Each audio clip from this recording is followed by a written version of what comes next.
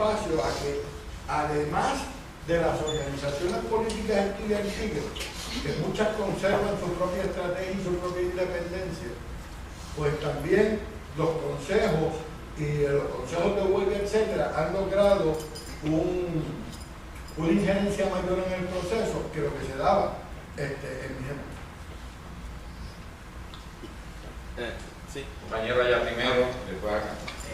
Que se aprendió como movimiento en los eventos de la huelga del 71. Yo sé que son muchas cosas, pero con un poco la lógica del... Básicamente,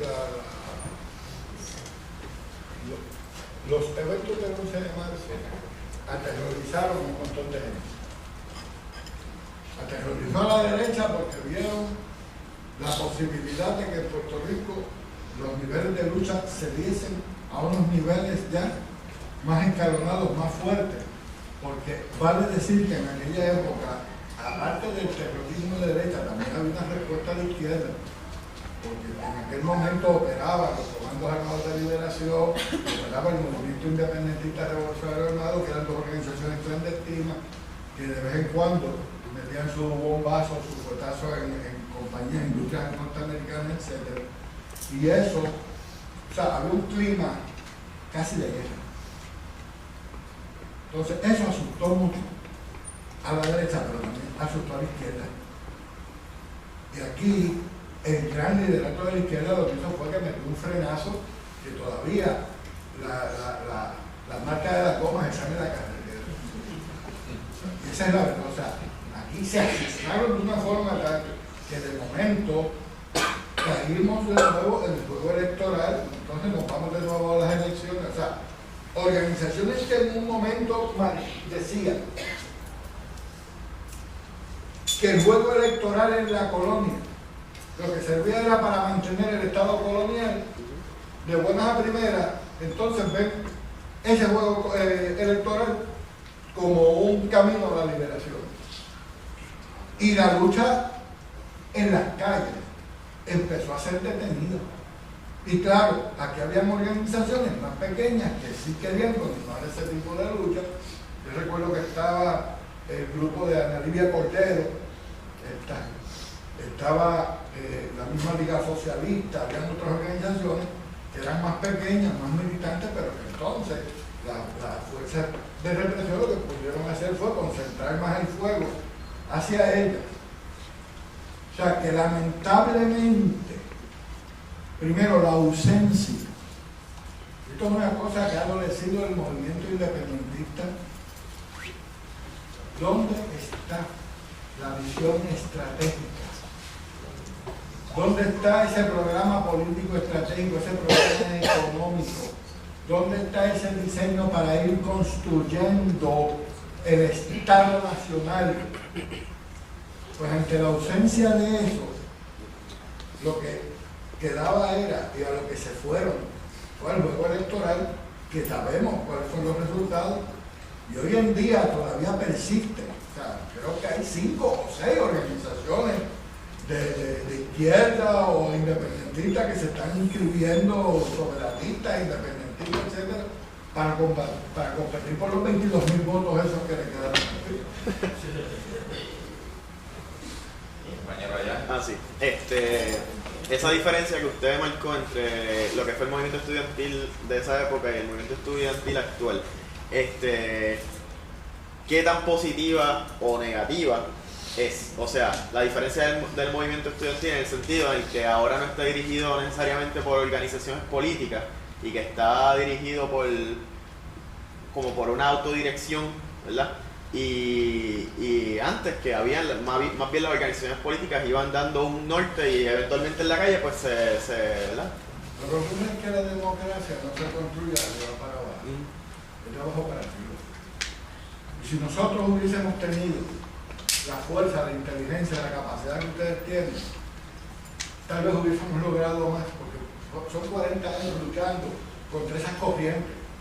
Son 40 años de estar luchando contra esa visión de que todas las cosas se ponen de arriba hacia abajo. O sea, esa perversión, mire, el socialismo no tiene que ser y no es una dictadura.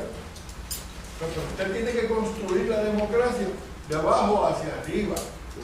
Usted tiene que desarrollar una visión de que yo no voy a imponer una estructura, digamos, del Estado para obligarte a hacer unas cosas en nombre del bien común, cuando tú tienes la capacidad plena de determinar qué es el bien común.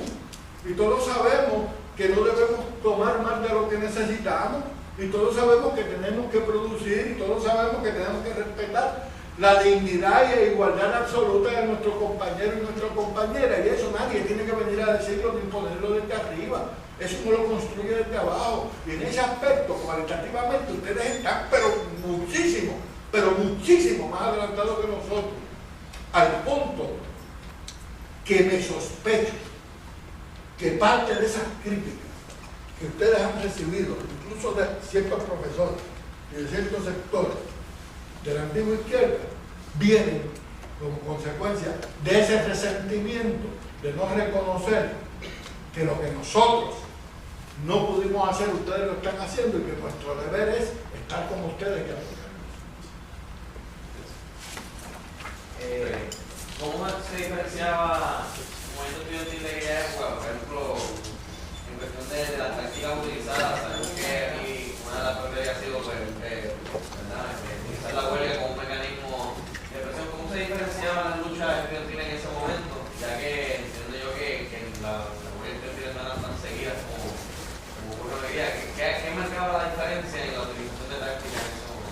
Lo que ocurre es que como el movimiento estudiantil en gran medida estaba insertado dentro de los partidos, las organizaciones extrauniversitarias, muchos de los estudiantes, por ejemplo, yo era militante de la FUP en la universidad, pero tan pronto me iba a era militante en aquel entonces del MPI. Entonces íbamos a vender la claridad, a hacer esto, estar en la comunidad, organizar, hasta que un día nos dijeron que esa no era la estrategia y nos votaron esto, porque básicamente lo que se estaba dando era que se había convertido en un movimiento estudiantil en una especie de apéndice de los partidos. ¿Sí? Y eso también producía como consecuencia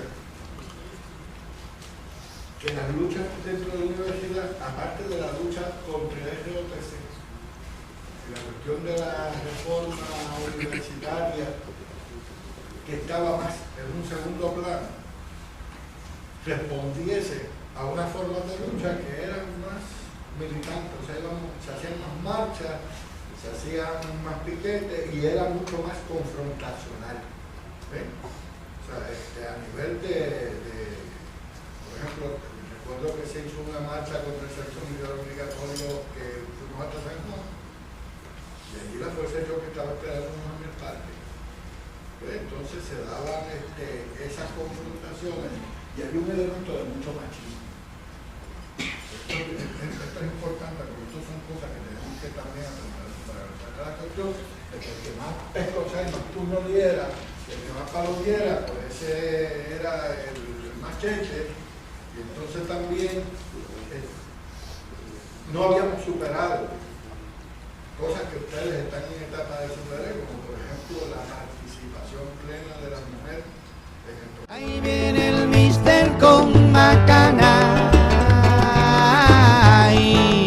Huye, huye, guabalacatanga, oh malamalanga. Ay pachanga, huéleme la bamba, huye, huye, ajá.